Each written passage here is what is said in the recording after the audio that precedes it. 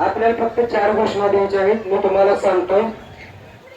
पहिल्यांदा आपल्याला आंबेडकर पुतळ्यापाशी जायचं आहे. कुणी तहसील कार्यालयापाशी थांबणार नाही. त्यानंतर अहिल्याबाई होळकरांच्या पुतळ्याला पुष्पहार केला आणि मग तहसील कार्यालयापाशी यायचं आहे. कुणी तहसील कार्यालयापाशी थांबू नका. सगळेजण त्याला पुतळ्यापाशी. आपण फक्त 4 घोषणा त्यांच्या जाहिरातीसाठी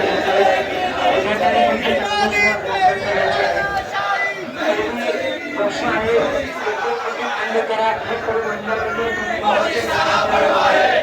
सगळ्यात आपल्यासाठी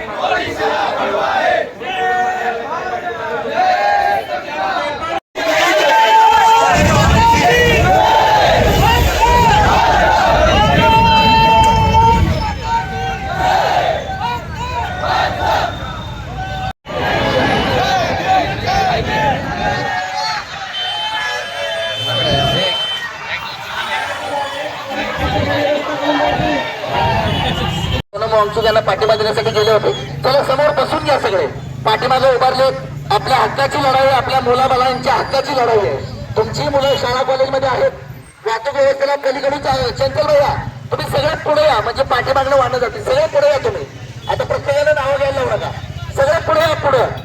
पुढे या. विद्यार्थी एकतेचा इन्कलाब, इन्कलाब, इन्कलाब, इन्कलाब.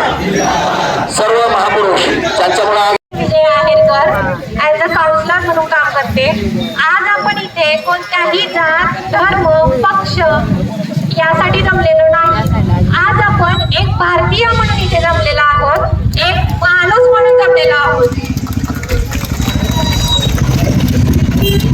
जे काही जंतर मंतर या मैदानावर चाललेलं आहे, नीट पेपर फुटी असो किंवा इतर पेपर फुटी असो, तिथे नैतिक जबाबदारी घेण्याच्या संदर्भात आपण इथं बोलण्याला जमले आहेत.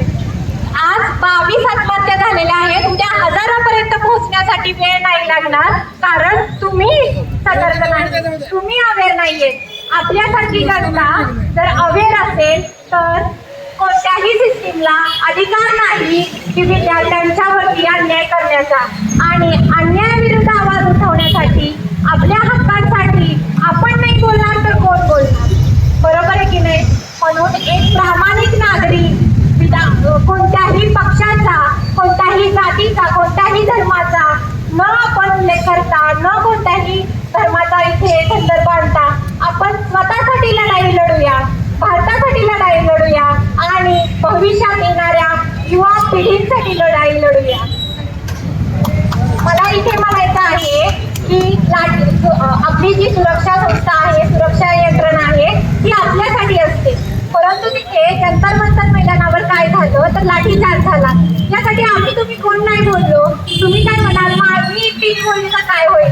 पण एकाएकाने बोलल्याने एकी वाढते आणि एकीने आवाज उठवला की न्याय मिळतोच.